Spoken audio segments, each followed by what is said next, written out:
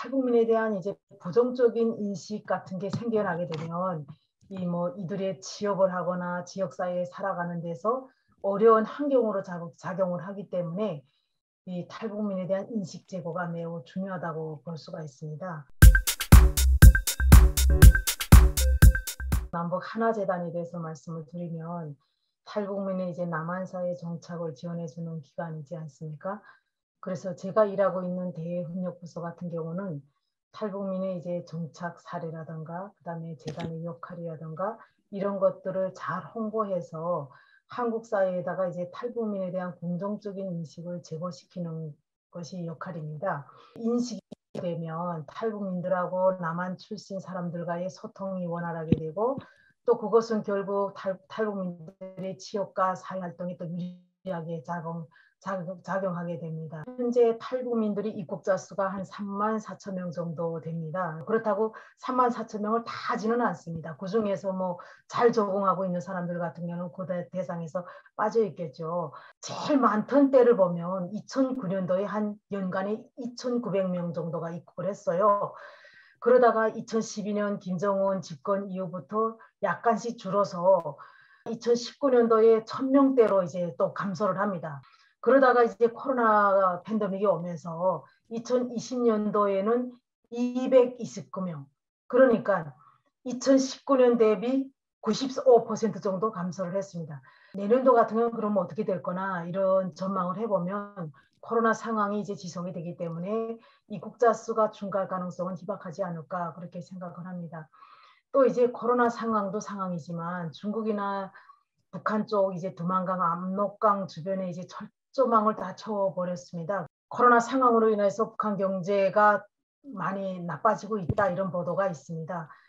국경 차단으로 인해서 중국 물자 유입이 대폭 감소가 됐지만 국내에서 장마당을 통해서 사경제가 작동을 하면서 탈북하지 않으면 안 되는 상황, 그런 상황까지는 아니다라고 말씀드릴 수가 있고요. 이런 측면에서 봤을 때는 그 새해에도 탈북민이 그 입국자 수는 그렇게 많이 늘어나지 않을 것이다 이렇게 전망이 됩니다.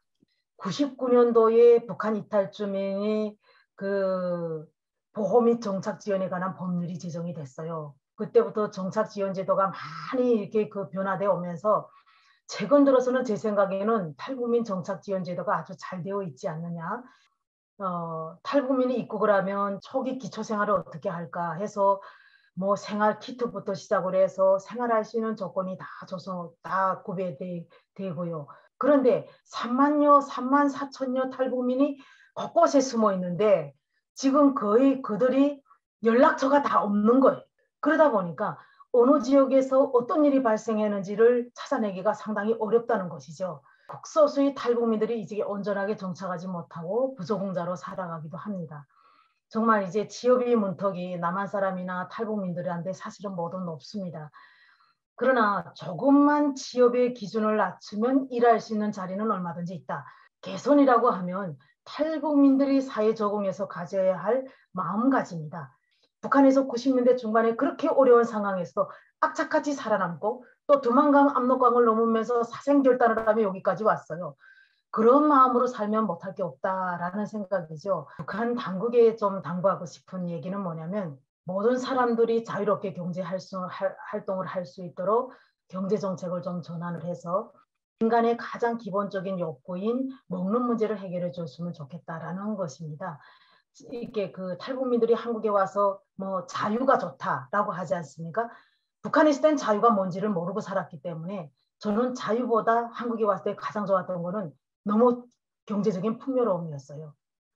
일단 배가 불려야 자유도 찾을 것 같아요. 남북 하나재단의 대외협력부장으로서의 역할에 최선을 다하면서 또 북한 주민들이 앞으로의 삶을 향상시키기 위해서 제가 어떻게 기여해야 될까라는 부분도 함께 앞으로 계속 해야 되지 않을까 생각을 합니다.